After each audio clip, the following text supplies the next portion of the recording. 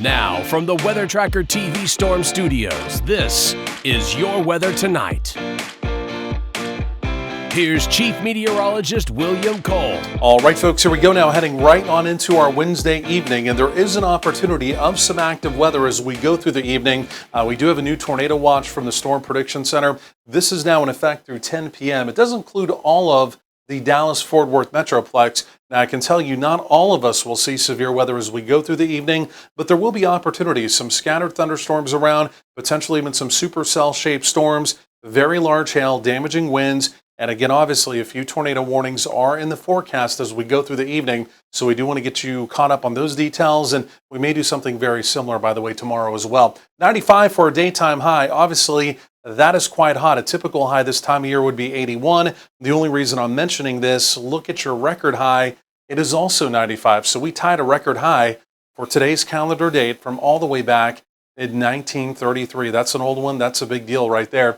But here would be your Wednesday evening. You can see we do have at least an opportunity here in the Metroplex. We'll keep it around 40% as we go through the evening of some rain, some thunderstorm activity. And again, you can see temperatures easing down through the 80s. Now, the other piece of this, your heat index number, you can see through at least 9 p.m. does remain at 90 or above. After that, we should begin to taper that down fairly quickly. The computer kind of taking into account there could be some rain and thunder around. But again, the bottom line is it's going to be hot.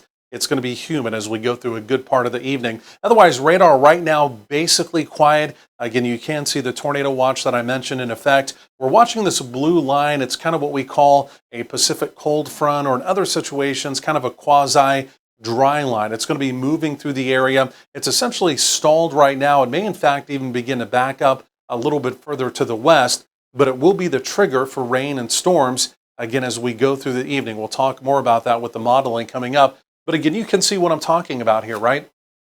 Behind the boundary, bone dry air. Ahead of the boundary, you can see it's very moist, very unstable. And again, the opportunity of thunderstorm development continues to increase in that unstable, warm sector. We've got a big upper level storm trough back here still to the west. It's sending pretty decent jet stream flow in. And that's going to be important for, again, today, also for tomorrow, because tomorrow we will have a cold front moving through the area. And that cold front may again give us another opportunity of rain and storms. So going forward, you can see the southern branch of the jet stream stays favorable across the southern plains, right? Stays very well energized coming around that big storm trough. So the bottom line is, even as we get into next week, in fact, beginning by late this weekend, Sunday, Monday, Tuesday into next week, additional opportunities of rain, thunderstorms, and more than likely severe weather, unfortunately, is showing up during that point in time as well. So risk of severe weather anywhere in the red as we go through the evening, maybe a little more likely in the pink, but truly I'm thinking anywhere in the red is basically under the gun for some type of severe weather. Again, the activity will be spotty, but again, even the opportunity of a tornado warning or two, obviously with the tornado watch in effect, but you can also see the tornado probabilities there as well. So going through the evening, you can see we bubble up again, kind of widely scattered thunderstorms near that boundary. But again, you can see they may more than likely be supercell shaped, very large hail, damaging winds, and again, the opportunity of a couple tornado warnings. But again, you see not everyone sees storms as we go through this evening, right? It's pretty spotty. We're quiet overnight. We're quiet first thing tomorrow morning. And then here comes a cold front as we go through tomorrow afternoon. And look at this. We'll do something very similar. We reignite thunderstorms. And again, the storms tomorrow, even though we're talking about very large hail today, the storms tomorrow may pose a bit larger of a large hail threat, okay, if that makes sense. So hailstones tomorrow could be even bigger than today, and because of that, the Storm Prediction Center continues to expand for, again, tomorrow, Thursday, that more than likely opportunity of severe weather around the area.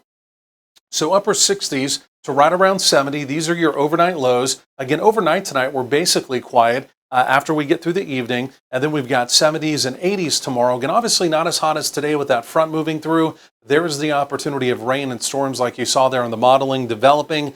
Very large hail threat as we go through late tomorrow afternoon. And then take a look at your Friday. Again, temperatures continue to trend down, upper 70s to right around 80. So you can definitely see that front moving through. Look at your Saturday. We're quieter on Saturday. Daytime high of only 78. But here come the rain and storm opportunities again as we get into next week, and then we really build those temperatures towards the end of that updated 12-day forecast.